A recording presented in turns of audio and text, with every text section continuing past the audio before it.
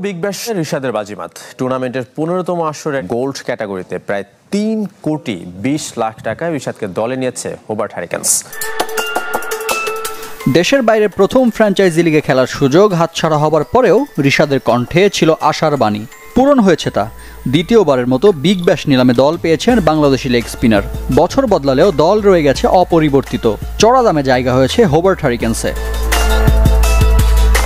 রিশাদ যেন Hobart হারিকেন্সের lucky charm. টুর্নামেন্টের 14তম আসরে রিশাদকে দলে ভেড়ানোর পর প্রথমবার চ্যাম্পিয়নশিপের স্বাদ পায় ফ্র্যাঞ্চাইজিটি। যদিও বিপিএল এর সাথে সাংঘর্ষিক হওয়ায় বিগ ব্যাশে একটিও ম্যাচ খেলা হয়নি রিশাদের। তবে বিগ ব্যাশের 15তম আসর সামনে রেখে 450-র বেশি বিদেশি ক্রিকেটারের মধ্যে রিশাদ সৌভাগ্যবানদের একজন। নিলামে গোল্ড ক্যাটাগরিতে এই স্পিনারের মূল্য $3 লাখ, বাংলাদেশি টাকায় 3,20,00,000-এর বেশি। পুরো টুর্নামেন্টে দলের সাথে থাকলে চুক্তির পূর্ণ অর্থ পাবেন। তবে অনিশ্চয়তা আছে এবারও। বিপিএল এর সাথে সাংঘর্ষিক সূচির কারণে এমন সংখ্যা প্রবল।